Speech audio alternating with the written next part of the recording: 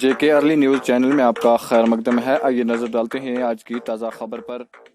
عام Aadmi Party Chenab Valley in charge Mehrajuddin Malik نے سابقہ ایس پی اوز کی دوبارہ بحالی کو لے کر پریس کلب جموں میں مسلسل احتجاج کر رہے ہیں۔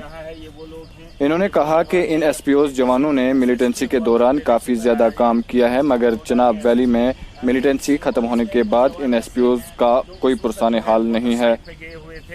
پیش ہے ہمارے نمائندے کی یہ خاص رپورٹ۔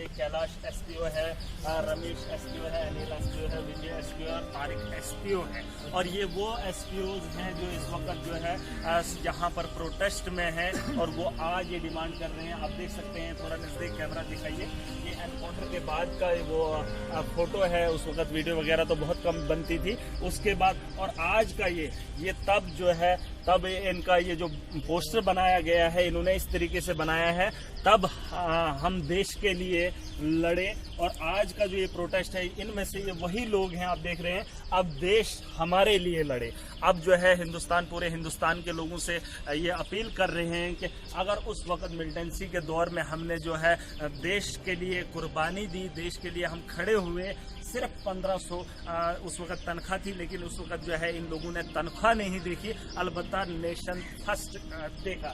اور آج یہی لوگ اس وقت جو ہے یہاں پروٹیسٹ کر رہے ہیں اور یہ مانگ کر رہے ہیں کہ ہمیں دوبارہ سے جو ہے کہ واپس بھرتی کیا جائے۔ یہ 15 سال 14 سال سے جو انہوں نے کام کیا ہے، ملیٹنسی جب ختم ہوئی اور اس کے بعد جو ہے ان لوگوں کو جو ہے نوکری سے ہٹانے کا کام شروع کیا جاتا ہے بنا وجہ کے۔ اور آج لگاتار 5ویں دن سے پروٹیسٹ جاری ہے، لیکن کچھ وجوہات کی وجہ سے کورونا وائرس جو چائنا سے جس کی شروعات ہوئی ہے وہ پھیلا ہوا ہے، اور اس کے ڈر کی وجہ سے کچھ لوگوں نے جو ہے یہاں سے ہم نے ان کو گھر بھیج دیا۔